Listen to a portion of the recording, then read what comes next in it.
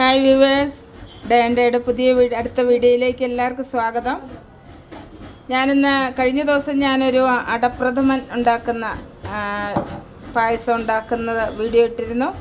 ഇന്ന് ഞാൻ ചെറുപയർ പരിപ്പ് പായസം ഉണ്ടാക്കുന്നതാണ് നിങ്ങളെ കാണിക്കാൻ പോകുന്നത്. അതിന് ഞാൻ ഉരുളിയിൽ നെയ്യൊഴിച്ച് ചെറുപയർ പരിപ്പ് വറുത്തെടുത്തു. അതിലേക്ക് ബിരിയാണി റൈസ് അത് സമം എടുത്തു. 1/2 കിലോ ചെറുപയർ പരിപ്പിനുള്ളതാണ് ഉണ്ടാക്കുന്നത്. അതിനാവശ്യമായിട്ട് ഞാൻ 5 തേങ്ങ ചിരകിയ എടുത്തിട്ടുണ്ട്. ഇതിൻ്റെ പാല് പിഴിഞ്ഞെടുക്കണം. 1/2 കിലോയ്ക്ക് 5 തേങ്ങയാണ് എടുക്കുന്നത്. അപ്പോൾ ഈ തേങ്ങയൊന്ന് പിഴിഞ്ഞ് പാല് ആക്കിയിട്ട് വരാം. ഓക്കെ, നമ്മൾ തേങ്ങ പാല് പിഴിഞ്ഞു. ഇത് 1-ാം പാല്, ഇത് 2-ാം പാല്, ഇത് 3-ാം പാല്. പിന്നെ 1.5 കിലോ ശർക്കര നമ്മൾ പാനിയാക്കി വെച്ചിട്ടുണ്ട്.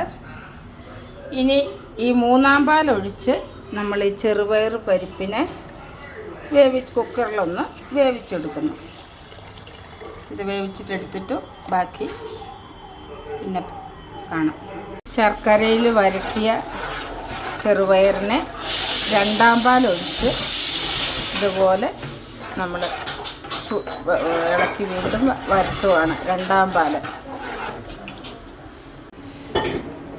1-ാം പാലും ഒഴിച്ച് ഇതുപോലെ കുറുകി വന്ന് അതിലേക്ക് കശുവണ്ടി, തേങ്ങ, മുന്തിരി നെയ്യിൽ വറുത്തു കോരിയെടുത്തു. അങ്ങനെ ചെറുപയർ പായസം റെഡിയായി. വീഡിയോ ഇഷ്ടപ്പെട്ടാൽ സബ്സ്ക്രൈബ് ചെയ്യാൻ മറക്കല്ലേ. Goodbye.